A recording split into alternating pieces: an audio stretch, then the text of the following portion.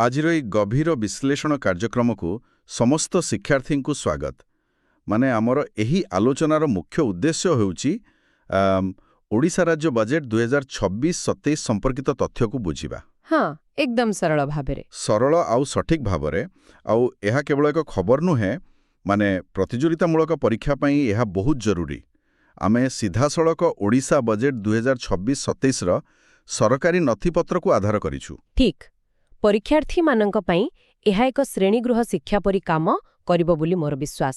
ଡାଟାଗୁଡ଼ିକ କେବଳ ଘୋଷିଦେଲେ ହବନି, ତାକୁ ଭଲସେ ବିଶ୍ଳେଷଣ କରିବାକୁ ପଡ଼ିବ। ଏକଦମ। ତେବେ ଆରମ୍ଭ କରିବା। ଆମର ପ୍ରଥମ ଶିରୋନାମ ହେଉଛି ଏ ରୋଡ୍ ମ୍ୟାପ୍ ଫର୍ ବିକଶିତ ଓଡ଼ିଶା। ମୁଖ୍ୟମନ୍ତ୍ରୀ ମୋହନ ଚରଣ ମାଝୀ ଏ ବଜେଟ୍ ଆଗତ କରିଛନ୍ତି। ଆଉ ଏହାର ସର୍ବମୋଟ ବ୍ୟୟଭଲା ଦେଉଛି 3.10 ଲକ୍ଷ କୋଟି ଟଙ୍କା। ବହୁତ ବଡ଼ ଅଙ୍କ ଏଟା। ହଁ, ଏକଦମ ବିଶାଳ। ଏଥିରେ 2036 ମସିହା ସୁଦ୍ଧା ବିକଶିତ ଓଡ଼ିଶା ଗଠନ ପାଇଁ 16ଟି ନୂତନ ରୂପାନ୍ତରଣକାରୀ ପଦକ୍ଷେପ, ଯାହାକୁ ଆମେ ଟ୍ରାନ୍ସଫର୍ମେଟିଭ୍ ନ୍ୟୁ ଇନିସିଏଟିଭ୍ସ କହୁଛୁ। ଯଦି ଆମେ ଏହାକୁ ବୃହତ୍ତର ଦୃଷ୍ଟିକୋଣ ସହ ଯୋଡ଼ିବା, ତେବେ ଏହା ସମାବେଶୀ ବିକାଶ ଉପରେ ଜୋର ଦେଉଛି। ସମାବେଶୀ ବିକାଶ ମାନେ? Inclusive growth. ହଁ, ଏକ୍ଜାକ୍ଟଲି। ଆଉ ମୋଟ ରାଜ୍ୟ ଘରୋଇ ଉତ୍ପାଦ ବା GSDPକୁ 11 ଲକ୍ଷ କୋଟି ଟଙ୍କାରେ ପହଞ୍ଚାଇବାର ଲକ୍ଷ୍ୟ ରଖିଛି ଏହି ବଜେଟ୍। ଏଥିରେ କୃଷି, ଶିକ୍ଷା, ସ୍ୱାସ୍ଥ୍ୟ ଏବଂ ଜ୍ଞାନକୌଶଳ ଜରିଆରେ ଯୁବବର୍ଗ ଓ କୃଷକମାନଙ୍କୁ ସଶକ୍ତ କରିବା ଉପରେ ଗୁରୁତ୍ୱ ଦିଆଯାଇଛି। ଠିକ୍ ଅଛି। ଆସନ୍ତୁ ଏହାକୁ ଟିକିନିଖି ବିଶ୍ଳେଷଣ କରିବା। ଆମର ପରବର୍ତ୍ତୀ ଶିରୋନାମା ହେଉଛି କୋର୍ ଭିଜନ୍ ବିକଶିତ ଓଡ଼ିଶା। ମାନେ ଏହି ବିକଶିତ ଓଡ଼ିଶା 2036ର ଲକ୍ଷ୍ୟ ହେଉଛି ଆସନ୍ତା 10 ବର୍ଷ ପାଇଁ ଆମ ସଂସ୍କୃତି ଓ ଜ୍ଞାନକୌଶଳର ଏକତ୍ରୀକରଣ। ସେୟା। ସଂସ୍କୃତି, ଜ୍ଞାନକୌଶଳ ଓ ସୁଶାସନର ମିଶ୍ରଣ। ଏହା 2036 ସୁଦ୍ଧା ଏକ ବିକଶିତ ରାଜ୍ୟ ଏବଂ 2047 ପାଇଁ ଏକ ଦୀର୍ଘମ୍ୟାଦୀ ରୂପାନ୍ତରଣର ଲକ୍ଷ୍ୟ ରଖିଛି। ବର୍ତ୍ତମାନ ଆମେ ଆସିବା ପରବର୍ତ୍ତୀ ବିଭାଗକୁ। ଶିରୋନାମ ପଡ଼ୁଛି ୱାନ୍ ଓଭରଭ୍ୟୁ ଆଣ୍ଡ ଭିଜନ୍ ବା ଏକ ରୂପରେଖା ଏବଂ ଦୃଷ୍ଟିକୋଣ। ଛାତ୍ରଛାତ୍ରୀମାନେ ଧ୍ୟାନ ଦେବେ, ଏହା ପରୀକ୍ଷା ପାଇଁ ଅତ୍ୟନ୍ତ ଗୁରୁତ୍ୱପୂର୍ଣ୍ଣ। ହଁ, ଫ୍ୟାକ୍ଟସ୍ ଆଉ ଡେଟାଗୁଡ଼ାକ ତ ଏଠୁ ହିଁ ଆସିବ। ଠିକ୍। ତେବେ ଫେବୃଆରୀ 20, 2026ରେ ମୁଖ୍ୟମନ୍ତ୍ରୀ ମୋହନ ଚରଣ ମାଝୀ, ଯିଏ ଅର୍ଥ ବିଭାଗ ଦାୟିତ୍ୱରେ ମଧ୍ୟ ଅଛନ୍ତି, ତାଙ୍କ ଦ୍ୱାରା ଏହା ଉପସ୍ଥାପିତ ହୋଇଛି। ଆଉ ସର୍ବମୋଟ ବଜେଟ୍ ଅଟକଳ ତ ଆମେ କହିଲେନି 3.10 ଲକ୍ଷ କୋଟି। ଆଉ ଏହାର ମୂଳ ଦର୍ଶନ ବା କୋର୍ ଫିଲସଫି ହେଉଛି ଜ୍ଞାନ, GYAN, ମାନେ ଗରିବ, ଯୁବବର୍ଗ, ଅନ୍ନଦାତା ଏବଂ ନାରୀ ଶକ୍ତି। ଏବଂ ଆଉ ଗୋଟିଏ କଥା, ବଜେଟ୍ର ଗଠନ 2ଟି ଭାଗରେ ବିଭକ୍ତ କରାଯାଇଛି, କୃଷି ବଜେଟ୍ ଏବଂ ସାଧାରଣ ବଜେଟ୍। ହଁ, ତେବେ ଏଇ ଜ୍ଞାନ ସୂତ୍ରଟି ବିଷୟରେ କିଛି କହିବେ କି? ଦେଖନ୍ତୁ, ଏଇ ଜ୍ଞାନ ସୂତ୍ରଟି ପରୀକ୍ଷାରେ ମଲ୍ଟିପୁଲ୍ ଚଏସ୍ କ୍ୱେଶ୍ଚନ୍ ଆକାରରେ ନିଶ୍ଚୟ ଆସିପାରେ। ଶିକ୍ଷାର୍ଥୀମାନେ ଏହାର ପ୍ରତ୍ୟେକ ଅକ୍ଷର କ'ଣ ସୂଚାଉଛି ତାହା ସ୍ମରଣ ରଖିବା ଦରକାର। ଗରିବ, ଯୁବବର୍ଗ, କୃଷକ ଆଉ ମହିଳା, ଏହି 4ଟି ସ୍ତମ୍ଭର ଉପରେ ହିଁ ଆମ ବିକାଶ ନିର୍ଭର କରୁଛି। ତେଣୁ ଏହାକୁ ମନେ ରଖିବାର ଏହା ଏକ ବଢ଼ିଆ କୌଶଳ। ଏକଦମ। ଏବେ ଆମେ ଯିବା fiscal indicators at a glands ବା ପ୍ରମୁଖ ଆର୍ଥିକ ସୂଚକାଙ୍କ ଏକ ନଜରରେ। ପରୀକ୍ଷାର୍ଥୀମାନେ ସତର୍କ ରହିବେ, କାରଣ ଏହି ମାକ୍ରୋ ଫିସ୍କାଲ ସଂଖ୍ୟାଗୁଡ଼ିକ ସିଧାସଳଖ ପରୀକ୍ଷାରେ ପଚରାଯାଏ। ତେଣୁ ସମ୍ପୂର୍ଣ୍ଣ ଧ୍ୟାନ ଦେବା ଆବଶ୍ୟକ। ହଁ, ଆଉ ସଂଖ୍ୟାଗୁଡ଼ିକୁ ସମାନ କ୍ରମରେ ବା କ୍ରମାନ୍ୱୟରେ ମନେ ରଖିବାକୁ ପଡ଼ିବ। ପ୍ରଥମେ ଆସୁଛି ଟୋଟାଲ ଆଉଟଲେ ବା ମୋଟ ବ୍ୟୟ ବରାଦ 3,10,000 କୋଟି ଟଙ୍କା।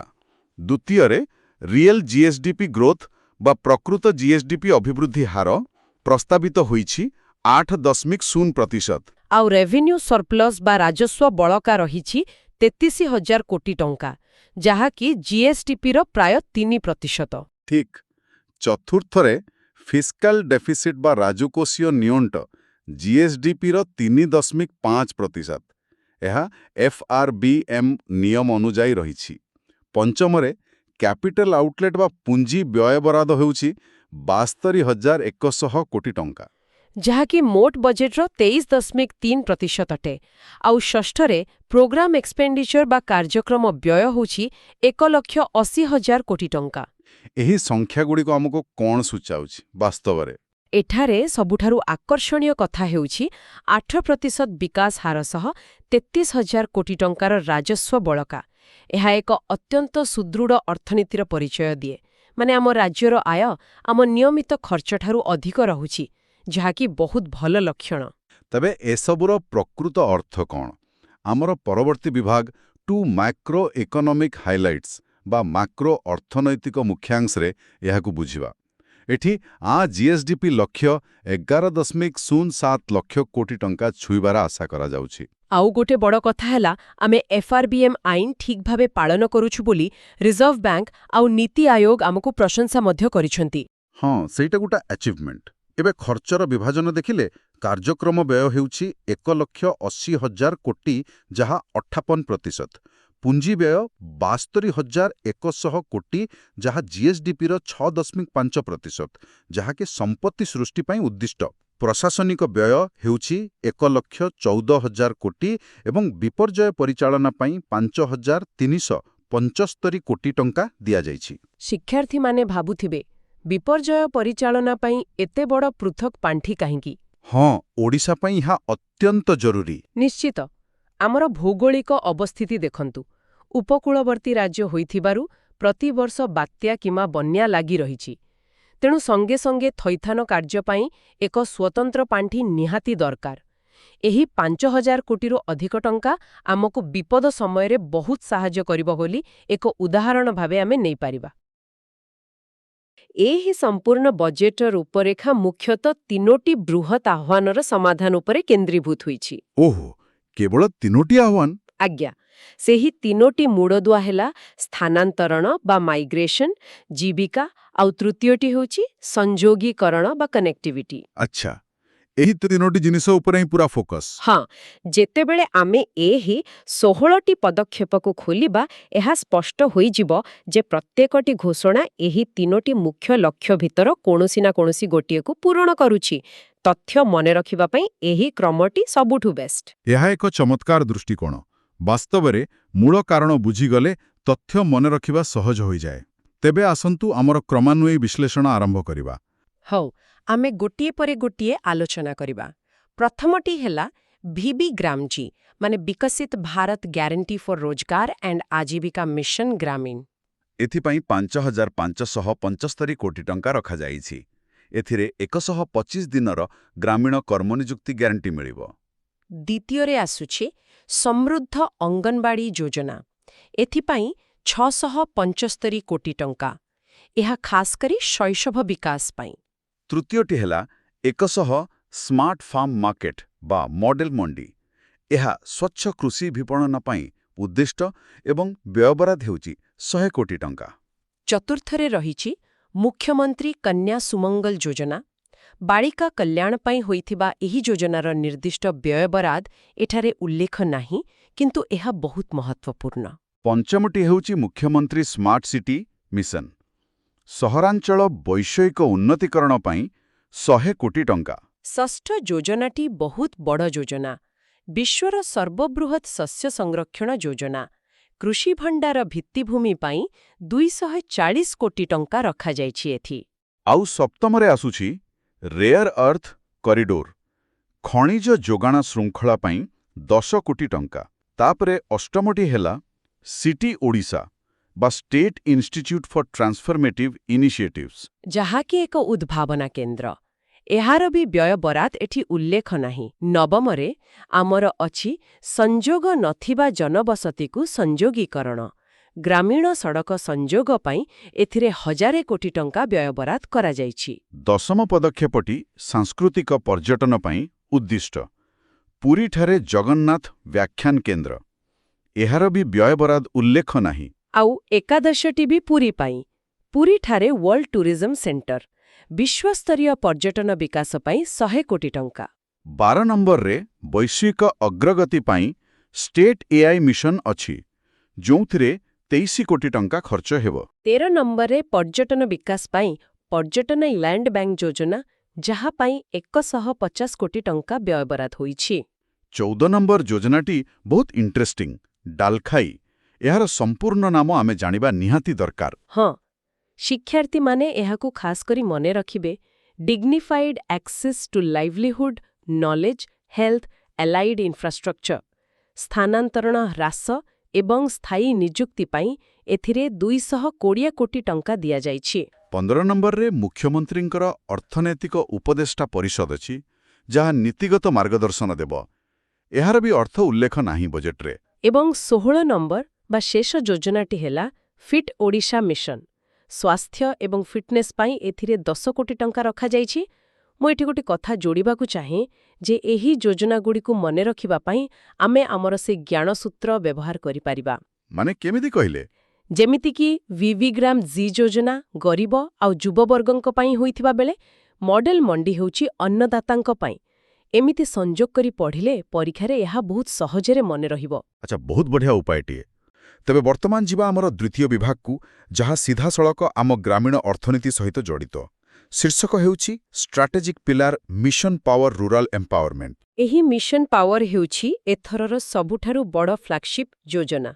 ପରୀକ୍ଷାର୍ଥୀମାନେ ଏହି ଶବ୍ଦଟିକୁ ନିଶ୍ଚିତ ମନେ ରଖିବା କଥା, କାରଣ ଏହା ସିଧାସଳଖ ପ୍ରଶ୍ନପତ୍ରରେ ଆସିପାରେ। ହଁ, ପାୱାରର ପୂର୍ଣ୍ଣ ରୂପଟା ହେଉଛି ପିରେ ପାୱାର ବା ବିଦ୍ୟୁତ୍, ଡବ୍ଲ୍ୟୁରେ ଡ୍ରିଙ୍କିଂ ୱାଟର ବା ପାନୀୟ ଜଳ ଏବଂ ଆର୍ରେ ଲାଷ୍ଟ ମାଇଲ ରୋଡ୍ କନେକ୍ଟିଭିଟି। ମାନେ ପ୍ରତିଟି ରାଜସ୍ୱ ଗ୍ରାମରେ 2026-27 ସୁଦ୍ଧା ରାସ୍ତା, ବିଜୁଳି ଏବଂ ପାଣି ପହଞ୍ଚାଇବା ଆଉ ଏହାକୁ ବାସ୍ତବ ରୂପ ଦେବା ପାଇଁ ସରକାର 3ଟି ନୀତି ଆପଣାଇଛନ୍ତି: ଗତି, ସ୍ପିଡ୍, ସ୍କେଲ ଏବଂ ମାନକ। ଷ୍ଟାଣ୍ଡାର୍ଡ। ଆଉ ଏହି ଗ୍ରାମ୍ୟ ଉନ୍ନୟନ ପାଇଁ ପାଣ୍ଠି ଆବଣ୍ଟନ କେତେ ହୋଇଛି ଜାଣିଛନ୍ତି? 44,309 କୋଟି ଟଙ୍କା, ଯାହାକି ଗତ ବର୍ଷ ତୁଳନାରେ ପ୍ରାୟ 13% ବୃଦ୍ଧି। ଏହାକୁ ଦୈନନ୍ଦିନ ଜୀବନ ସହ ଯୋଡ଼ିଲେ ବୁଝିହେବ ଯେ ଗାଁରେ ମୌଳିକ ସୁବିଧା ପହଞ୍ଚିଲେ ହିଁ ସାମଗ୍ରିକ ବିକାଶ ହେବ। ଠିକ୍ କଥା। ଏବେ ଆମେ ବଜେଟ୍ର ସବୁଠାରେ ବିସ୍ତୃତ ଅଂଶରେ ପ୍ରବେଶ କରିବାକୁ ଯାଉଛୁ। ଆମର ତୃତୀୟ ବିଭାଗର ଶୀର୍ଷକ ହେଉଛି କି ସ୍କିମ୍ସ ଆଣ୍ଡ ସେକ୍ଟୋରାଲ ଆଲୋକେସନ୍ସ ବା ପ୍ରମୁଖ ଯୋଜନା ଏବଂ କ୍ଷେତ୍ରଭିତ୍ତିକ ଆବଣ୍ଟନ। ଏହା ଅଧୀନରେ ଅନେକଗୁଡ଼ିଏ ଉପବିଭାଗ ଅଛି। ପ୍ରଥମଟି ହେଉଛି କନେକ୍ଟିଭିଟି ବା ଯୋଗାଯୋଗ। ଏଠାରେ ମୁଖ୍ୟମନ୍ତ୍ରୀ ସଡ଼କ ଯୋଜନା ବା MMSY ପାଇଁ 3,491 କୋଟି ଟଙ୍କା ରଖାଯାଇଛି। ଆଉ ଏକ ସମ୍ପୂର୍ଣ୍ଣ ନୂତନ ଯୋଜନା ଆରମ୍ଭ କରାଯାଇଛି, କନେକ୍ଟିଭିଟି ଟୁ ଅନକନେକ୍ଟେଡ୍ ହାବିଟେସନ୍ସ। ଏହି ଦୁର୍ଗମ ଅଞ୍ଚଳ ରାସ୍ତା ପାଇଁ 1,000 କୋଟି ଟଙ୍କା ଆବଣ୍ଟନ ହୋଇଛି। ହଁ, ଏହା ବ୍ୟତୀତ ସେତୁ ବନ୍ଧନ ଯୋଜନାରେ 2,050 କୋଟି ଏବଂ ଗ୍ରାମ୍ୟ ସଡ଼କର ରକ୍ଷଣାବେକ୍ଷଣ ପାଇଁ 2,200 କୋଟି ଟଙ୍କା ରହିଛି। ତାପରେ ଆମର ପରବର୍ତ୍ତୀ ଉପବିଭାଗ ବି, ଇନଫ୍ରାଷ୍ଟ୍ରକ୍ଚର ଆଣ୍ଡ ଇଣ୍ଡଷ୍ଟ୍ରିଜ୍। ଏଠାରେ ଓଡ଼ିଶାକୁ ଏକ ଖଣିଜ ଏବଂ ଲଜିଷ୍ଟିକ୍ସ ହବ୍ କରିବା ପାଇଁ ଲକ୍ଷ୍ୟ ରଖାଯାଇଛି।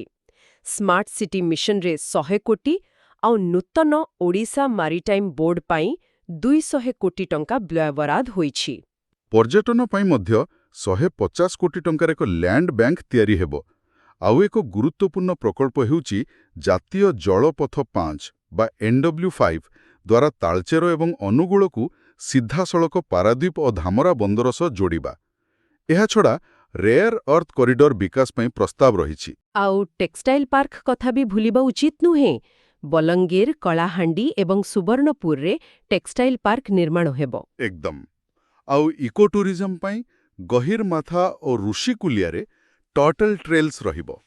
ପରିବେଶ ସଂରକ୍ଷଣ ସହ ପର୍ଯ୍ୟଟନରେ ଏହା ଏକ ଚମତ୍କାର ଉପାୟ। ବର୍ତ୍ତମାନ ଏକ ଛୋଟ କିନ୍ତୁ ଗୁରୁତ୍ୱପୂର୍ଣ୍ଣ ବିଭାଗ। ଶୀର୍ଷକ ହେଉଛି C, governance and public acids. ଏଥିରେ ମୁଖ୍ୟତଃ ନୂତନ ବିଧାନସଭା ଭବନ ଏବଂ ନୂଆ ସଚିବାଳୟ ନିର୍ମାଣର ପ୍ରସ୍ତାବ ରହିଛି। ହଁ, ତା ସହ ଭୁବନେଶ୍ୱରରେ ଏକ ଜନ ଆଶ୍ରୟ ଭବନ ଓ 10 କୋଟି ଟଙ୍କା ବ୍ୟୟରେ ଏକ ପୁଲିସ ମେମୋରିଆଲ ନିର୍ମାଣ କରାଯିବ। ଏବେ ଯିବା ଯୁବପିଢ଼ି ସହ ସମ୍ପର୍କିତ ବିଭାଗକୁ।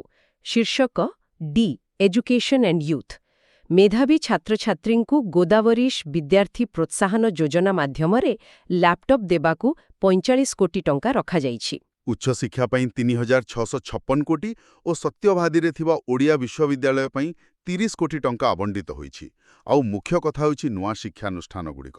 ପରୀକ୍ଷା ପାଇଁ ଏହି ନୂତନ କଲେଜଗୁଡ଼ିକର ସ୍ଥାନ ମନେ ରଖିବା ଅତ୍ୟନ୍ତ ଜରୁରୀ। ବିଲକୁଲ। 4ଟି ନୂଆ ବିଶ୍ୱବିଦ୍ୟାଳୟ କେନ୍ଦ୍ରାପଡ଼ା, ଜଗତସିଂହପୁର, ଭଦ୍ରକ ଏବଂ ଝାରସୁଗୁଡ଼ାରେ ଖୋଲିବ। ପାରାଦୀପ ଓ ବଲାଙ୍ଗୀରରେ ଇଞ୍ଜିନିୟରିଂ କଲେଜ ହେବ। ଆଉ କୃଷି କଲେଜ ହେବ ମୟୂରଭଞ୍ଜ ଓ ବଲାଙ୍ଗୀରରେ। ଚିପିଲିମାରେ ପ୍ରାଣୀ ଚିକିତ୍ସା କଲେଜ ଏବଂ ସୋନପୁରରେ ମତ୍ସ୍ୟ ବିଜ୍ଞାନ କଲେଜ। ମେଡିକାଲ ଶିକ୍ଷାରେ ଗଜପତି, ମାଲକାନଗିରି ଓ ରାୟଗଡ଼ାରେ ଆୟୁର୍ବେଦିକ କଲେଜ ଆଉ ନୟାଗଡ଼ ଓ ନୂଆପଡ଼ାରେ ହୋମିଓପାଥି କଲେଜ ଖୋଲିବ। ଦକ୍ଷତା ବିକାଶ ଯୋଜନାରେ ଆଗାମୀ 3 ବର୍ଷରେ 240 କୋଟି ଟଙ୍କା ଖର୍ଚ୍ଚ କରାଯିବ। ବର୍ତ୍ତମାନ ଆସିବା ମହିଳା ବିକାଶ ଆଡ଼କୁ। ଉପବିଭାଗ ଇ-ଓମେନ୍ ଏମ୍ପାୱରମେଣ୍ଟ। ଏଥର ଗୋଟିଏ ବଡ଼ ଘୋଷଣା ହେଉଛି ମୁଖ୍ୟମନ୍ତ୍ରୀ କନ୍ୟା ସୁମଙ୍ଗଳ ଯୋଜନା। ଝିଅଟିଏ ଜନ୍ମ ହେଲେ 20,000 ଟଙ୍କା ସଞ୍ଚୟ ଏବଂ ସ୍ନାତକ ସାରିଲେ 1,01,000 रुपया ପ୍ରଦାନ କରାଯିବ। ଏହା ବ୍ୟତୀତ ମହିଳା ଓ ଶିଶୁ ବିକାଶ ପାଇଁ 18,957 କୋଟି, ଲକ୍ଷପତି ଦିଦି ପାଇଁ 1,333 କୋଟି ଏବଂ ମିଶନ ଶକ୍ତି ପାଇଁ 2,804 କୋଟି ଟଙ୍କା ବ୍ୟୟ ବରାଦ ହୋଇଛି। ମମତା ଯୋଜନାରେ 350 କୋଟି ରହିଛି। ଆଉ ଗରିବ ଝିଅମାନଙ୍କ ଗଣବିବାହ ପାଇଁ କନ୍ୟା ବିବାହ ଯୋଜନା ବି ଆରମ୍ଭ ହୋଇଛି। ବହୁତ ଭଲ ପଦକ୍ଷେପ ସବୁ। ଏବେ ଆମେ ଦେଖିବା ଉପବିଭାଗ ଏଫ୍ ଏମ୍ପ୍ଲୟମେଣ୍ଟ ଆଣ୍ଡ ଲାଇଭଲିହୁଡ୍। ଗ୍ରାମୀଣ ଶ୍ରମିକମାନଙ୍କୁ 125 ଦିନର ନିଯୁକ୍ତି ଦେବାକୁ ବିକଶିତ ଭାରତ ଗ୍ୟାରେଣ୍ଟି ଫର୍ ରୋଜଗାର ଆଣ୍ଡ ଆଜୀବିକା ମିଶନ ପାଇଁ 5,575 କୋଟି ଟଙ୍କା ଆବଣ୍ଟନ ହୋଇଛି। ଆଉ ବିକଶିତ ଗାଁ ବିକଶିତ ଓଡ଼ିଶା ବା BGBO ପାଇଁ 2,000 କୋଟି। କିନ୍ତୁ ସବୁଠୁ ବେଶି ଚର୍ଚ୍ଚାରେ ଥିବା ଯୋଜନାଟି ହେଉଛି ଦାଦନ ସମସ୍ୟା ରୋକିବାକୁ ଡାଲଖାଇ ଯୋଜନା। ଏଥିପାଇଁ 200 କୋଟି ଏବଂ 30ଟି ବ୍ଲକ ପାଇଁ ମାଇଗ୍ରେସନ ସପୋର୍ଟ ହିସାବରେ ଅତିରିକ୍ତ 400 କୋଟି ଟଙ୍କା ଦିଆଯିବ। ହଁ, ମେନ୍ସ ପରୀକ୍ଷା ପାଇଁ ଏହି ଡାଲଖାଇ ଯୋଜନା ଏକ ଭଲ କେସ୍ ଷ୍ଟଡି। ବର୍ତ୍ତମାନ ଯିବା ଜି ଟେକ୍ନୋଲୋଜି ଇନୋଭେସନ ଆଣ୍ଡ ଫ୍ୟୁଚର ରେଡିନେସକୁ। ରେୟାର ଅର୍ଥ କରିଡର ନିବେଶ ପାଇଁ 10 କୋଟି ଏବଂ ଓଡ଼ିଶା ଆର୍ଟିଫିସିଆଲ ଇଣ୍ଟେଲିଜେନ୍ସ ବା AI ମିଶନ ପାଇଁ 23 କୋଟି ଟଙ୍କା ରଖାଯାଇଛି। ଭୁବନେଶ୍ୱରରେ ଏକ ସାଇନ୍ସ ସିଟି ସ୍ଥାପନ ମଧ୍ୟ ହେବ। ତାପରେ ରହିଛି ଟ୍ରାଇବାଲ ୱେଲଫେୟାର ବା ଜନଜାତି କଲ୍ୟାଣ। ମୁଖ୍ୟମନ୍ତ୍ରୀ ଜନଜାତି ଜୀବିକା ମିଶନ ବା MMJJM 2.0 ପାଇଁ 150 କୋଟି ଟଙ୍କା ରହିଛି, ଯାହାର ଲକ୍ଷ୍ୟ ଆଗାମୀ 5 ବର୍ଷରେ 8 ଲକ୍ଷ ପରିବାର ନିକଟରେ ପହଞ୍ଚିବା। ଏହା ସହ ଧରତୀ ଆବା ଜନଜାତୀୟ ଗ୍ରାମ ଉତ୍କର୍ଷ ଅଭିଯାନ DAJGUA ପାଇଁ 326 କୋଟି ଟଙ୍କା ଆବଣ୍ଟନ କରାଯାଇଛି। ଏବେ ଆସିବା ଉପବିଭାଗ ଆଇ ୱାଟର ଆଣ୍ଡ ପାୱାରକୁ। ଜଳ ଜୀବନ ମିଶନରେ 7,000 କୋଟି ଏବଂ ବସୁଧା ଯୋଜନାରେ 1,495 କୋଟି। ମାର୍ଚ୍ଚ 2027 ସୁଦ୍ଧା 100% ପାଇପ୍ ପାଣି ପହଞ୍ଚାଇବା ଲକ୍ଷ୍ୟ ଅଛି। ଆଉ ବିଦ୍ୟୁତ୍ କ୍ଷେତ୍ରରେ ବିଜୁ ଗ୍ରାମ ଜ୍ୟୋତି ଯୋଜନା ନିମନ୍ତେ 357 କୋଟି ଟଙ୍କା ରଖାଯାଇଛି। ଏବେ ଆମେ କୃଷି ବିଭାଗ କଥା ଆଲୋଚନା କରିବା। ଉପବିଭାଗ ଜେ ଆଗ୍ରିକଲଚର ଆଣ୍ଡ ରୁରାଲ ଡେଭଲପମେଣ୍ଟ। ଅନ୍ନଦାତାଙ୍କ ପାଇଁ ସମୃଦ୍ଧ କୃଷକ ଯୋଜନାରେ 6,000 କୋଟି ଏବଂ CM କିସାନରେ 2,020 କୋଟି ଟଙ୍କା ରଖାଯାଇଛି। ଏହି ଯୋଜନାଗୁଡ଼ିକରେ DBT ବା ଡାଇରେକ୍ଟ ବେନିଫିଟ୍ ଟ୍ରାନ୍ସଫରର ବ୍ୟବହାର ହେବ, ଯାହାଦ୍ୱାରା ଅର୍ଥ ସିଧାସଳଖ ହିତାଧିକାରୀଙ୍କ ଆକାଉଣ୍ଟକୁ ଯିବ। ମିଲେଟ୍ ପାଇଁ ଶ୍ରୀ ଅନ୍ନ ଅଭିଯାନରେ 600 କୋଟି ଦିଆଯାଇଛି। ଜଳସେଚନ ବିଭାଗକୁ ସର୍ବାଧିକ ଗୁରୁତ୍ୱ ଦିଆଯାଇ 16,273 କୋଟି ଟଙ୍କାର ଆବଣ୍ଟନ କରାଯାଇଛି। ଏଥିରେ ପାର୍ବତୀଗିରି ମେଗା ଲିଫ୍ଟ ପାଇଁ 1,318 କୋଟି ଓ ନଦୀରେ ଇନ୍-ଷ୍ଟ୍ରିମ୍ ଷ୍ଟୋରେଜ ନିର୍ମାଣ ପାଇଁ 880 କୋଟି ଟଙ୍କା ରହିଛି। ବର୍ତ୍ତମାନ ଏହି ବିଭାଗର ଶେଷ ପର୍ଯ୍ୟାୟକୁ ଆସିବା। ଉପବିଭାଗ କେ ହେଲ୍ଥ ଆଣ୍ଡ ସୋସିଆଲ ସେକ୍ଟର। ସ୍ୱାସ୍ଥ୍ୟ କ୍ଷେତ୍ର ବ୍ୟୟବରାଦ 23,635 କୋଟି, ଯାହା ମୋଟ ବଜେଟର ପ୍ରାୟ 8%। କିନ୍ତୁ ସାମାଜିକ କ୍ଷେତ୍ର ବ୍ୟୟବରାଦ ହେଉଛି 1,25,583 କୋଟି। ଏହା ଏଯାବତ୍ ସର୍ବାଧିକ, ଯାହାକି 40.5% ଅଟେ। ଖୁବ୍ ଗୁରୁତ୍ୱପୂର୍ଣ୍ଣ ତଥ୍ୟ ଏଇଟା।